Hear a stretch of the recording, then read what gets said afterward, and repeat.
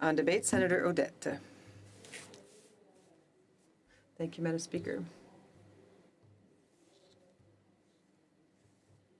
The Indigenous peoples, and of course, honourable senators, I rise today to speak to Bill C-226, an act respecting the development of a national strategy to assess, prevent, and address environmental racism and to advance environmental justice. Before that, I did my homework in order to better understand this definition, where it comes from. And what I understand is that it refers to the set of environmental policies, practices, and directives that have disproportionately negative consequences, whether intentional or unintentional, on certain individuals, certain groups, and even certain communities because of their race or color, according to Robert Bullard, who is the father of environmental justice.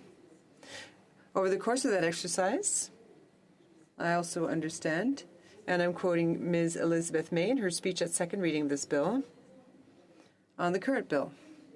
One of the lessons I learned from cleaning up the Sydney tar ponds with Ms. Yakimchuk is that we can recognize that toxic chemicals do not discriminate. They do not care what color our skin is when they lodge in our bodies, when they cross the placenta to reach our infants, when they cause cancer, and when they cause birth defects. They do not care about the color of our skin. However, the public policy that exposes Indigenous peoples and communities of color to toxic chemicals much more often does care about skin color. It notices if we are marginalized or not. It notices whether we have money or not. End of quote.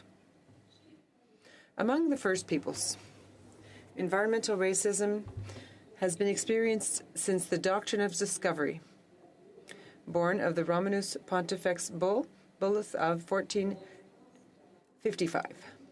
According to the United Nations Permanent Forum on Indigenous Issues, this doctrine, related to the older concept of terra nullius, enshrined the principle that any Christian monarch who discovered non-Christian lands had the right to proclaim them their own, as if no one was there. And it took 568 years before the Vatican repudiated that doctrine of discovery. On a personal level, as you can understand, it's one more step towards reconciliation, a significant one. But what I can tell you today in 2023 is that the plundering of land and resources, the enclaving or confinement of reserves, unfortunately remain all too real today. The damage and negative impacts continue to be felt to this day. Environmental racism is also at the root of the impoverishment of communities and the loss of culture, as well as our customs. That same environmental racism has also helped to deplete our supply of food.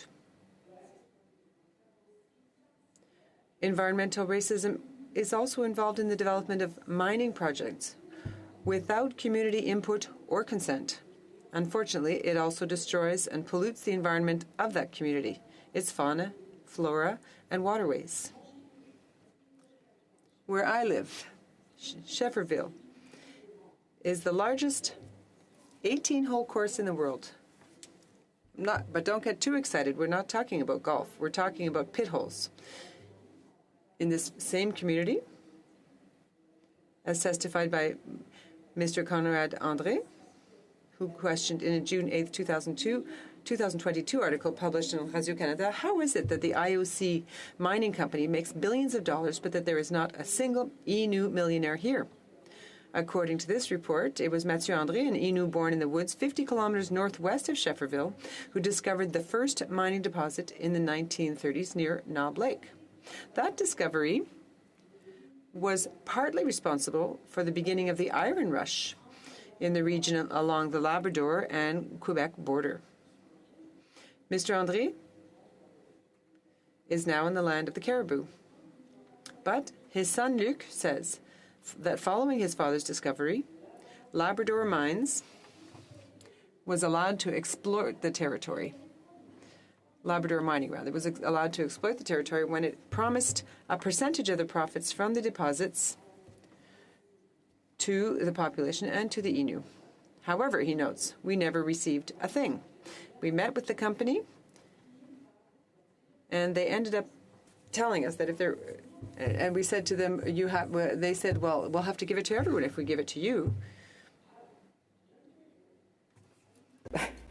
Jim First Nation is surrounded by 50 industrial plants within a 24 kilometers radius of its territory.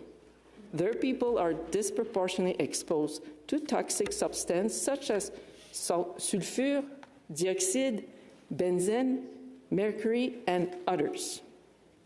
A 30-year-old chair of the local environment community, Namabin, says she has grown increasingly frustrated at seeing her community shoulder the health risk of industry operating in the area.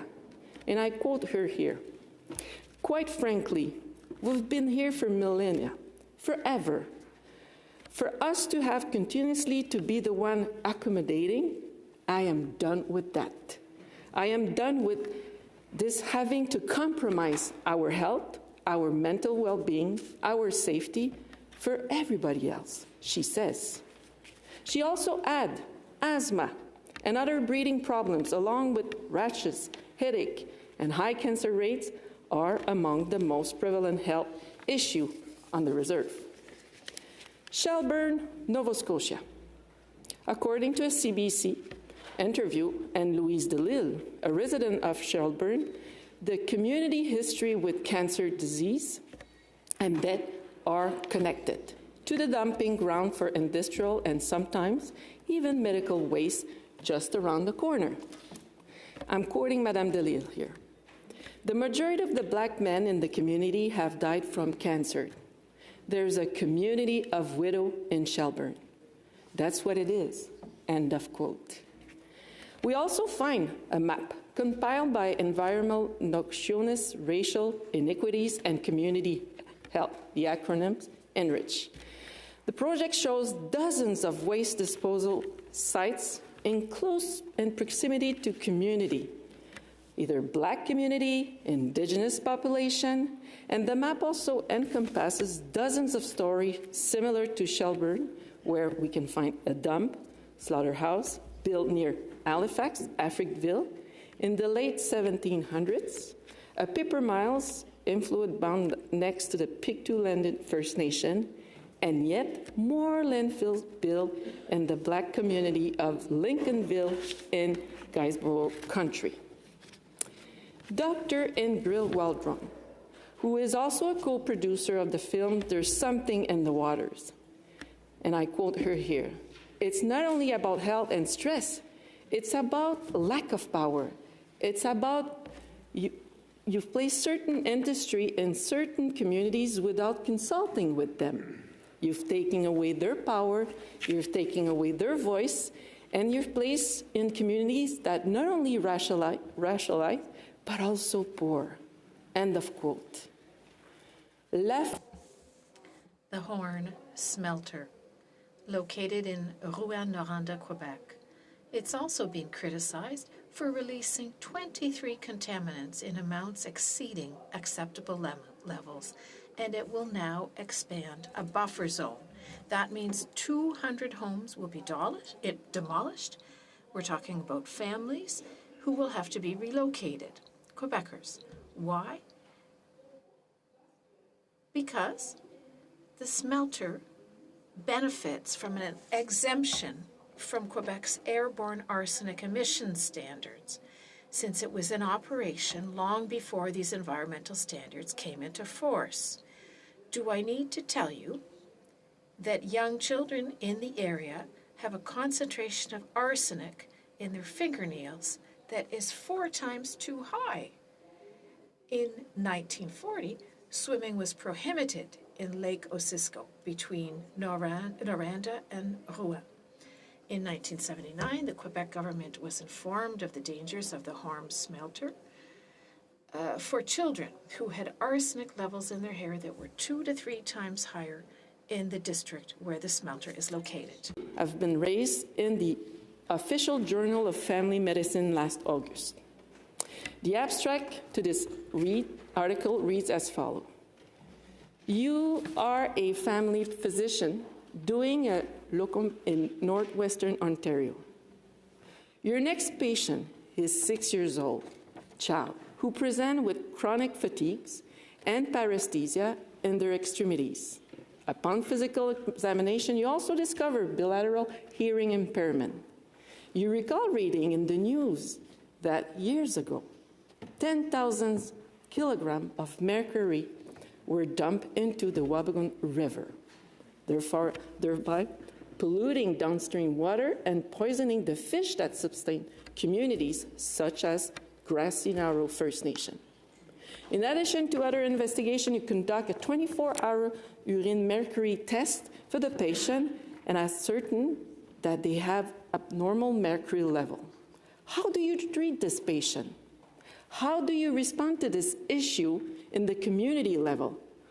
To what extent do you consider how the environment, history, and economic factors contributed to this patient presentation? End of quote. Despite the fact that we know that Indigenous communities are often the most impacted when the worst happened, like the two oil spills in Alberta last year, were identified months before First Nations were notified. Alors, the UN Declaration on the Rights of Indigenous Peoples constitutes the minimum standards necessary for the survival, dignity, and well-being of Indigenous peoples around the world, and it must be implemented here in Canada. A national strategy to assess and prevent environmental racism must be rooted in the UN Declaration and focus the voice of the original custodians of these lands. Another interesting solution are put forward by author of the official journal Family Medicine and that strategy that should take into account. First, as healthcare provider and Canadians, we need to educate ourselves about the true history of Canada. The second one, we should become aware that environmental racism exists in our country. As per the CAD Family Medicine Indigenous Health Supplement, we must challenge the system that we work into make changes to racist processes and policy. We know racialized community and disproportionately affected by environmental hazard. As we know, this has profound health implications. If we want to address health from a proactive and preventive start point, we must advocate for sustainable change and listen to the voice of those who are affected. End of quote. Plus facile en français pour terminer. Education, a public voice in environmental decision-making, community self-determination in water, food production, housing distribution, energy and transportation matters, and a charter of environmental rights must be part of such a strategy. In short, environmental racism is definitely real in Canada. As the United Nations has stated, a healthy environment is a right. So let's empower ourselves to address this racism and advance environmental justice. And I'll say once again, we cannot change history, but we have a responsibility to change the present, to assume more responsibility to repair the mistakes of the past and write a new chapter together. Thank you, Senators, for listening. Of course, I support this bill, and together I know we have the power to make a difference.